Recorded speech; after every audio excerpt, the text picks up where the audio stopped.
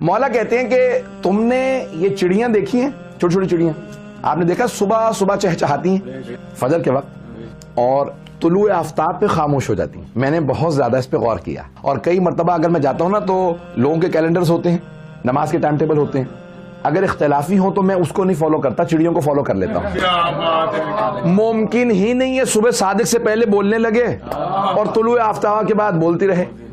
شروع ہی صبح صادق پہ اول فجر سے شروع کرتی ہے.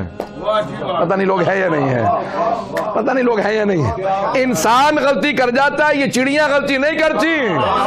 اب مولا فرماتے ہیں کہ بھئی کسی نے سوال کیا تھا، کچھ پوچھا کہ یا علی یہ اتنی عبادت کیوں؟ کہ تم نے چڑیوں کو نہیں دیکھا؟ رات میں آندھی چلتی ہے، طوفان آتا ہے، ان کے گھونسلے تنکوں کے ہوتے ہیں، اڑ جاتے ہیں. اسی آندھی طوفان سے گھونسلے ٹوٹ جاتے ہیں، تنکے اڑ جاتے ہیں اور جانتی ہیں آندھی اللہ نے چلائی تھی، لیکن فجر پہ کبھی یہ نہیں کہتی اب کیوں تیری عبادت کروں،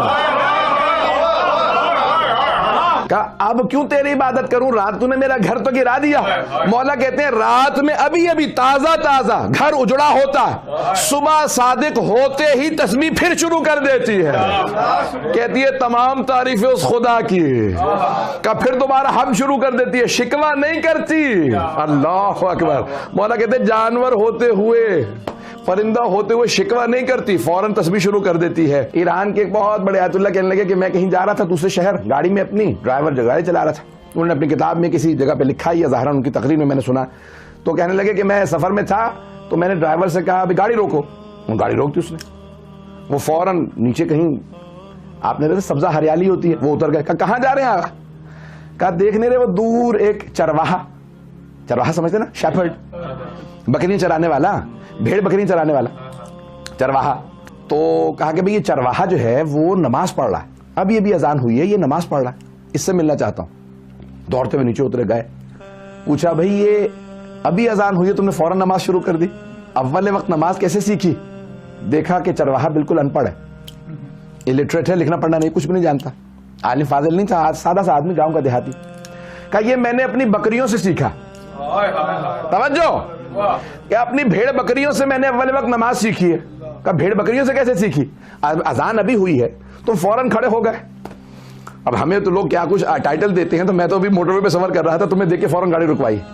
کیسے اس سخت گرمی کے اندر تم یہاں کھڑے نماز پڑھ رہے ہو؟ کہا آغا جب رات ہوتی ہے نا، شام ہو جاتی ہے تو میں ایک آواز دیتا ہوں، سیٹی بجاتا ہوں، میری بھیڑ بکریوں کو پہچانے یہ مالک ہے، میری ایک آواز پہ ساری بھیڑ بکریاں آ جاتی ہیں.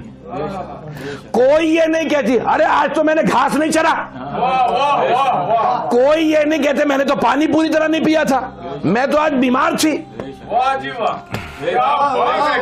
کیا ساری بھیڑ بکریاں ایک میری آواز پہ آ جاتی ہیں؟ ارے یہ جانور مجھ ناقص کی ایک آواز پہ آ جائے، اور خالق ہے حی علی الصلاۃ.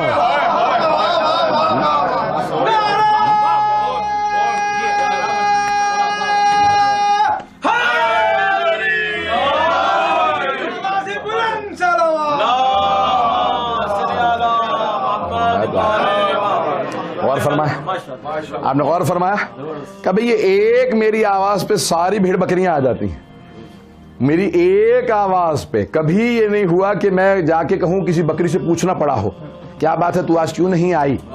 کسی بھیڑ نے آج تک مجھے تلاش کرنے کی مہلت نہیں دی. کہا یہ اتنے برس سے میں بکریاں چرا رہا ہوں، انہوں نے کبھی نہیں. تو وہ تو پھر خالق ہے. جیسے ہی مجھے مؤذن کی آواز آتی ہے میں کہتا ہوں ارے میری بکریاں میری آواز پہ آ جاتی ہیں، یہ میرے خالق نے مجھے بلایا ہے.